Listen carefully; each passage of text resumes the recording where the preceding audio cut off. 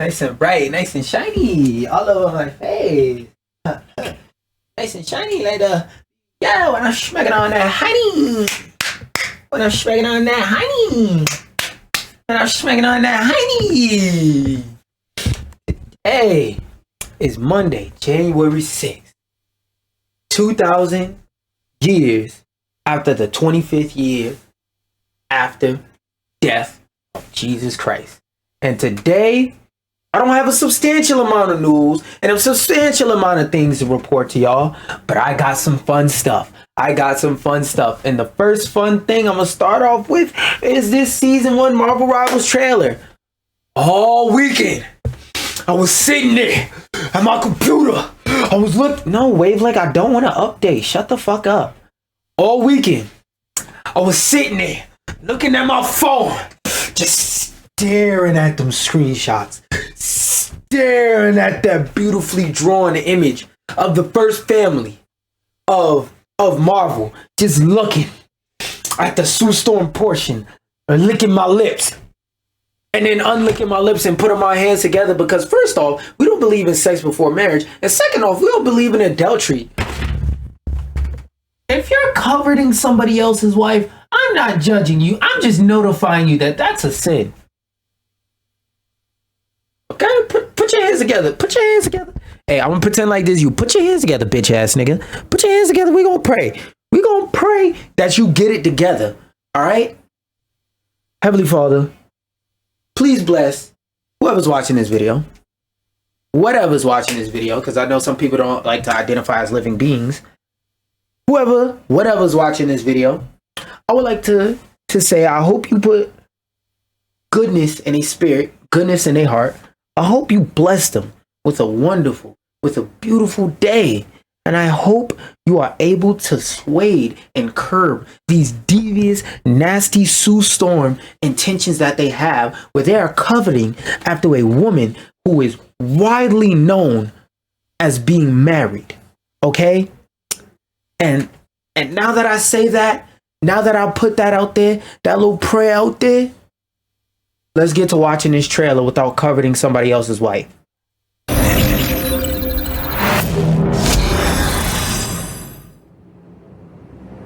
I'm gonna hit like on that trailer too. Damn, bro.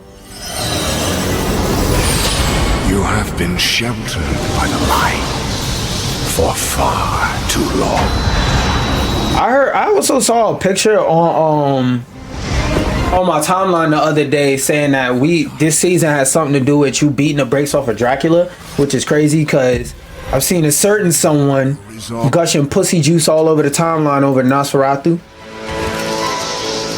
You'll be stretched too thin. Nowhere left to hide. I really want to know if what Sue Storm's role is. Cease to burn.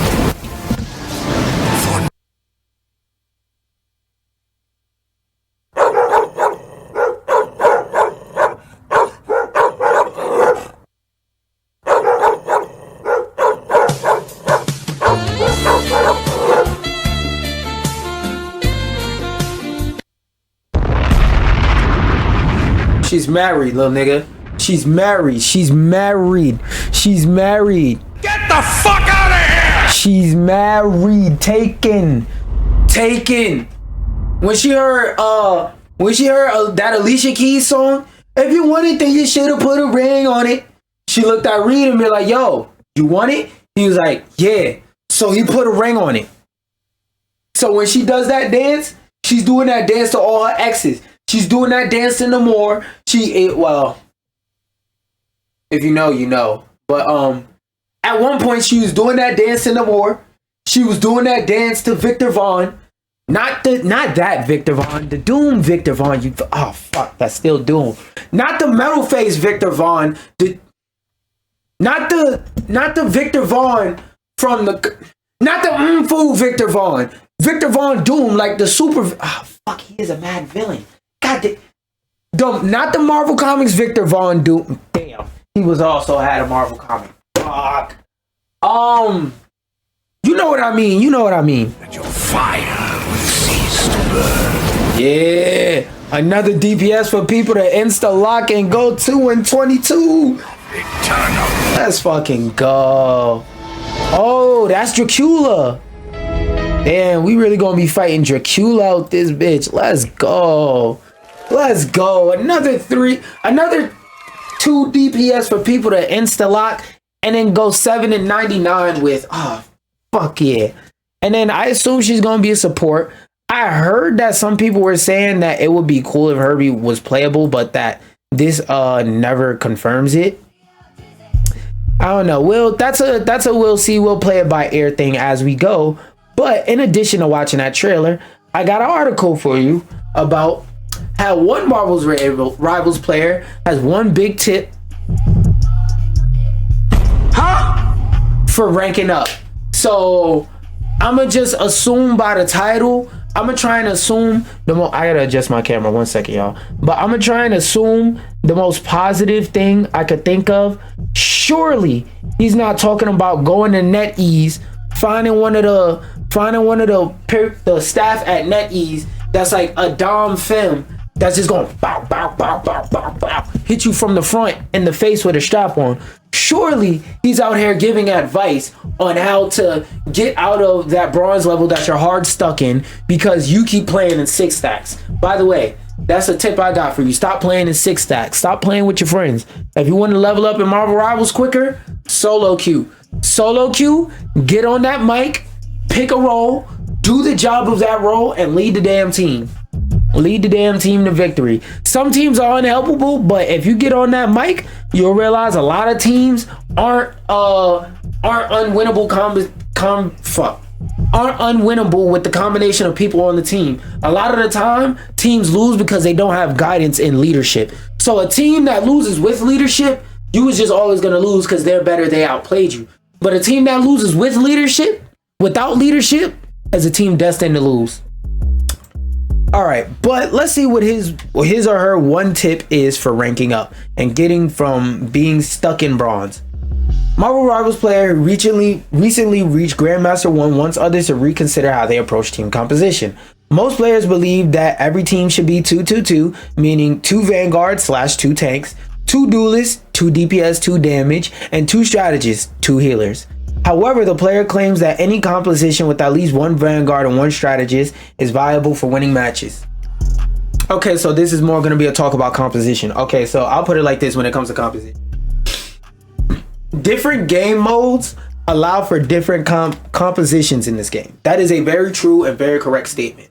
Not every mode requires 2-2-2. What, in my personal opinion, is the game mode that 2-2-2 best fits for is whenever you're pushing payloads. If you're pushing a payload, you 100% need 2-2-2, and either one of the tanks or one of the DPS could be a diver that dives the back line and try and kills the healers so that their tanks aren't just over there beating the shit out of you with a large health bar on top of having a healer with an IV drip up their butt, making sure that their health bar never goes down.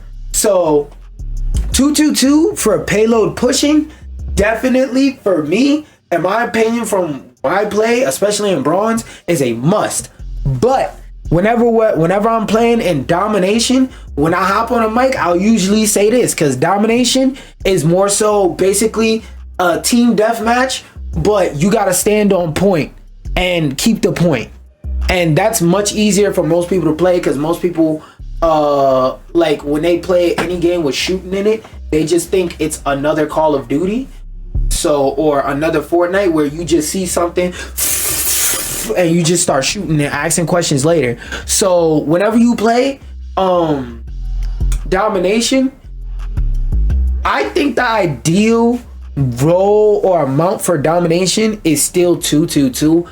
But another comp I noticed that works very well is at least 1 tank, 2 healers, and then everybody else, if you want to go healer, tank, DPS, it doesn't matter as long as you have 2 healers and 1 tank, because you have 1 main hard healer. That's one person's gonna pick hard healer, one person gonna pick soft healer, and even if they pick 2 hard healers, it's just about how they play. And by hard healer, soft healer, I mean like, because to me there's 3 types of healers in just any hero shooter, period.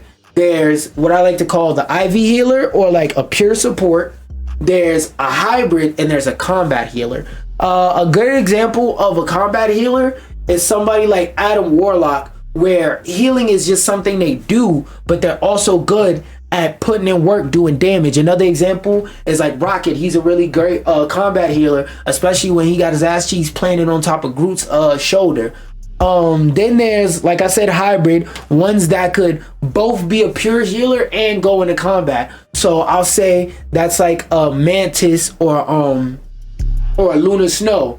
And then like a good example of a pure healer is somebody who can do damage here and there, can pick up a kill here and there, can assist here and there, is Cloak and Dagger, where, as in my opinion, she's best played standing in the back lines going shita shita shita shita shita shita shita shita shita shita, and just throwing health at one of the tanks. She can also be played in a way, well, they can also be played in a way where you're doing a little bit of healing, you're putting healing fields, you're putting the field down, but then you switch around to Tyrone, and then you put the black stuff in their face, and then, you know, you help out right there by letting your Infinite Link BBC hit them. So, and another thing is, when you're pushing against payloads, like when you're trying to prevent payloads from moving forward, in my opinion, the best composition is 3 tanks, 3 healers, because your tanks already have large health bars, so they're gonna hardly die. And then you have 3 healers behind them doing this, just throwing heals, or 1 or 2 healers at all times throwing heals, and then 1 healer like healing, like a Adam Warlock being a hybrid healer, where they're giving out heals in addition to also what you call it, they're throwing out heals in addition to battling and getting in that fight and getting a scrapping. And then on top of that, Adam Warlock has one of the better ults in the game, where he just foof, and everybody who's in the red circle can just come back to life all the time. So I want to hear what he has to say. But yeah, this is another thing that goes back to that conversation, which, if you want to look at my whole in-depth talk about it, I have 2 videos about it, where I said there should never be role queue in this game. For comp, for casual, none of that. There shouldn't be a role queue, because the potential, and some people said I was bugging the fuck out, but now that more people are seeing that this isn't Overwatch, and that when Overwatch added role queue, not only was it a nightmare balancing wise, but it was just so limiting. Because the great thing about hero shooters is the fact that you can pick different heroes and run different lineups and do different cool things. And the reason why they even added it in the first place was because of the GOATS meta. But the thing about the GOATS meta is 222 didn't fix the fact that the game had problems with character balance. Putting in that mode didn't change the balance of the characters and the balance of the compositions. Instead of letting people have fun finding strong compositions, oh, it's oppressive. They listen to the crybaby competitives, and look at what the fuck happened. They added 222. What happened when people went to role queue?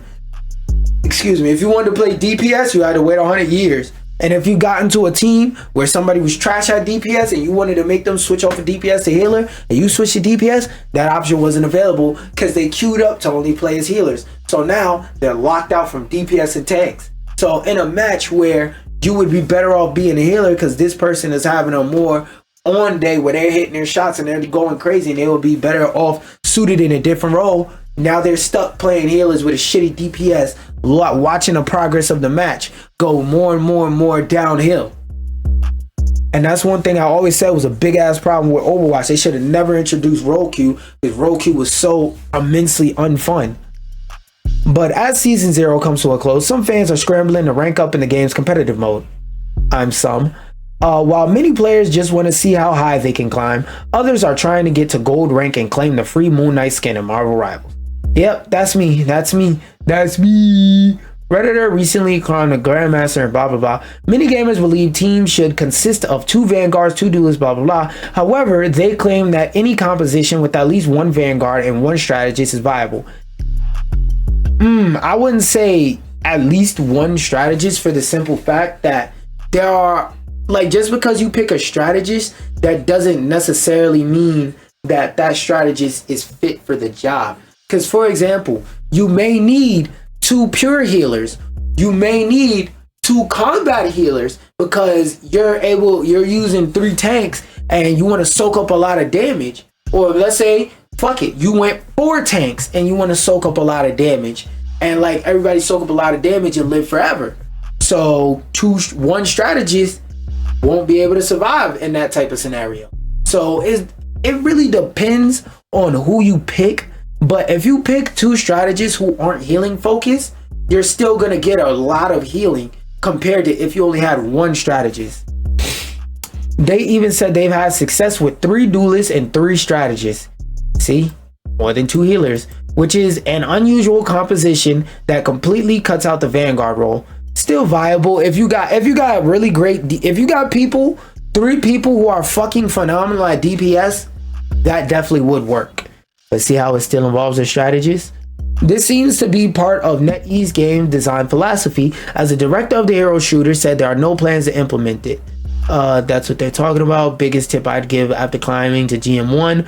Fellow fans were split recounting their experiences. Some claimed only having 1 strategist wasn't viable. It is, but it depends on how the strategist is played and who they are. Because somebody who doesn't know how to play healer, it doesn't matter. They're not going to be healing anybody. They're going to be running around thinking they're a DPS that can just shoot in the crowds regardless of who it is and get something good off. No, that's not how you play strategist. As the opposition would target the healer and leave the team with no support. Well, that's another thing. It's hard. 1 strategist to me isn't optimal. It's not unviable, but it's way less optimal to the point to where if someone said it was unviable, I would argue that it's barely viable, but those are 2 very, very similar things. But yeah, that's true. If you're not protecting your healer and they're just diving,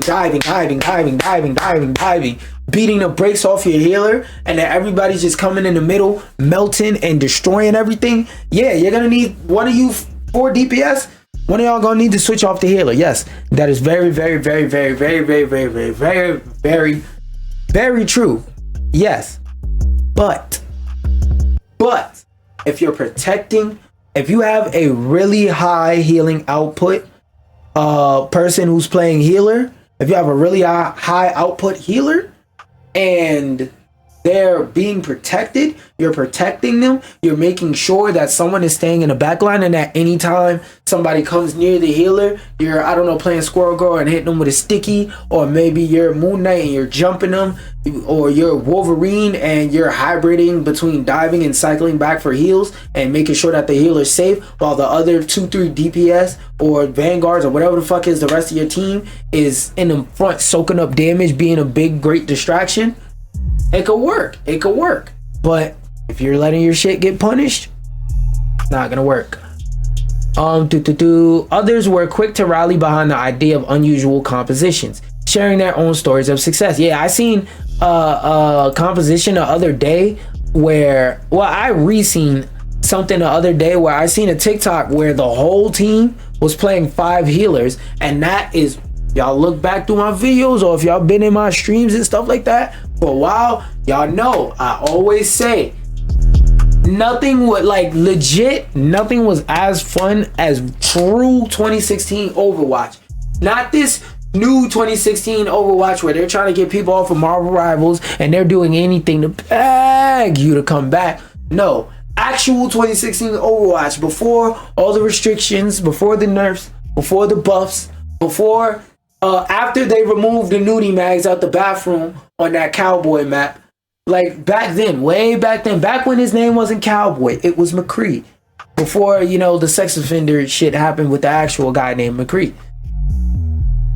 During that time, you was able to pick, everybody could pick the same character. So if 6 people wanted to play Roadhog, they could. And I always say the most fun I've ever had in Overwatch was being able to do shit like have 6 Roadhogs on the team. Nothing was more fun than that. Having a team of 5 Farahs just sitting in the sky, blasting you up top from different directions.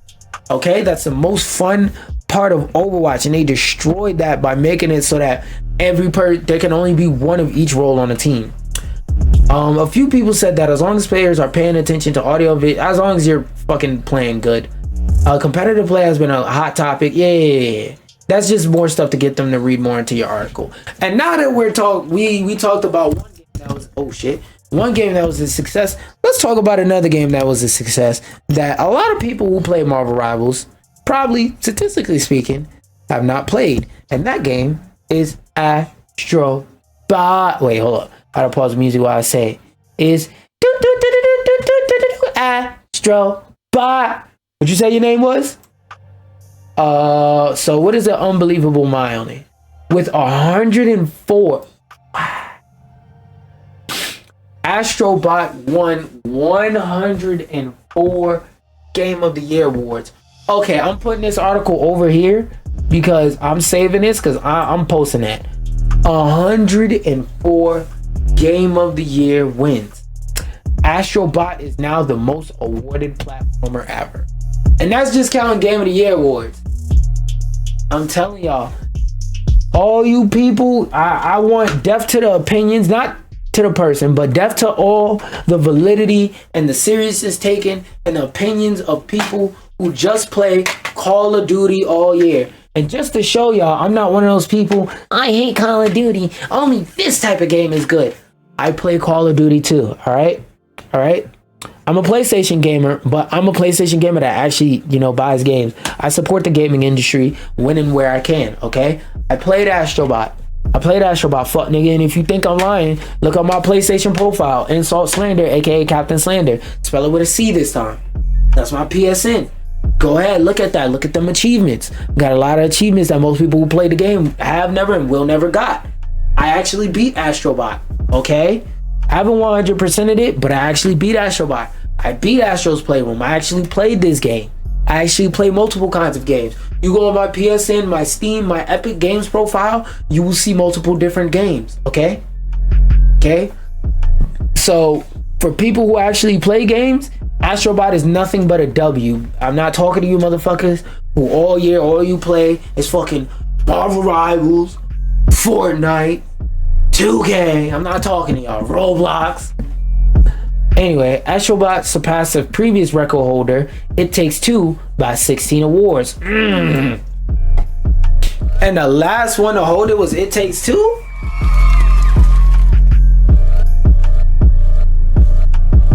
Another banger game that has a spiritual successor. What's the name of that game? Split Fiction, coming out this year. So, another W. W's on W. However, matching the award counts of heavy hitters like Elden Ring and The Last of Us Part 2 seems unlikely for Astrobot. I don't think that. For the simple fact that Astrobot is genuinely, you know what? Now that I think about it, you know what might stop it? The fact that and remember, the PC Gamer did this weird shit. They said that Astrobot couldn't win Game of the Year at their joint since Astrobot was only on PlayStation. So I do think that's gonna limit it a bit. And like I said, I will continue to say this. I hope Astrobot never leaves a PlayStation. I don't ever want that shit to be on PC. Let the PlayStation have some console sellers. Lock some games to that console. Shit. I want to see competition. We don't really have to read through this after like reading this part. It's the most awarded platformer ever. When you make a genuinely great game, you get genuinely great results. All right, keeping it in that same vein, let's talk about another amazing game. Amazing in terms of overall polish and stuff like that, but not an amazing fighting system. But that's all another conversation for when I eventually beat that shit. But what I really wanted to bring this up, now that I'm rereading the title, which is Stellar Blade employees receive PS5 Pros and a cash bonus for New Year's, is that whenever your studio makes a good game and it's marketed and it's pushed out there, you're able to do things like this. And you know what happens when you do things like this? You keep the devs in your studio happy and healthy. You know what happens when you get happy and healthy devs that want to put the proverbial sleeping bag under their desk versus the ones that have to put the sleeping bag under their desk? They're happy. When you do something great and you get acknowledgement, you get accomplished for it, you feel good. You feel better about yourself. You feel like, oh, I'm the man. Feel good. That makes you want to do a better job. Just because you're like, hey, if they treat me this well, when I'm doing a good job, shit, let me keep doing a good job so I keep getting treated like this. Now, there's always gonna be your one or two lazy motherfuckers that don't think like that, but that's the fact that got to be trimmed off of the proverbial pig, so you can get the nice lean meat that you want to actually eat, not all the unhealthy fat on the outside, right? So I want to read into this a bit more, but the main part I want to talk about is Stellar Blade. That game sold incredibly well, especially for being a PlayStation exclusive. That game sold incredibly well. So they gave all the employees PS5 Pros and some money. Because even if you don't want the PS5 Pro, you're going to want this money. And chances are, if you're working at a game studio, you would enjoy having a PS5 Pro.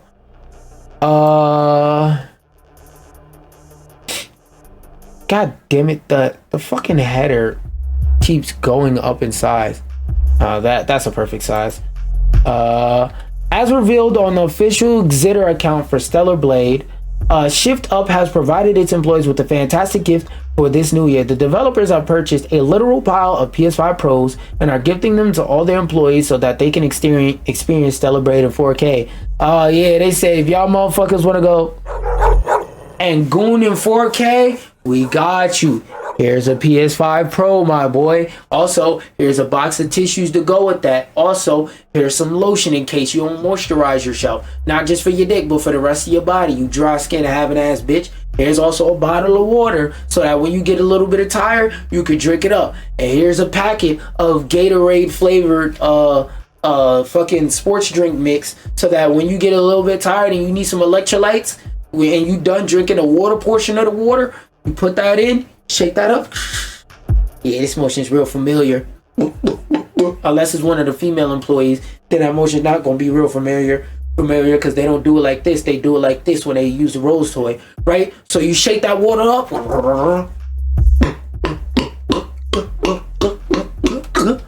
and then you hit play, and then you beat the boss and watch the booty bounce in 4K. And then realize that wasn't a boss. That was just the first enemy in the first area. But because you have to play the game like you're fucking Masahiro Sakurai testing a game, you gotta play the damn game like this with one hand. That's why. Unless you're truly dedicated to the nasty nigga tree or the nasty nigga et tree, and you just got something where you can stand up and use it, and you know two-hand that controller while you get the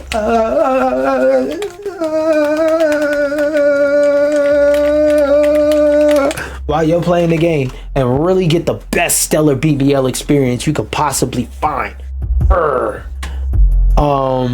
The post also consists of a video showing each employee picking up their very own PS5 Pro that shortly after was revoked because they said, aha, this is just for the video, bitch ass nigga. What you thought, a corporation wouldn't be evil?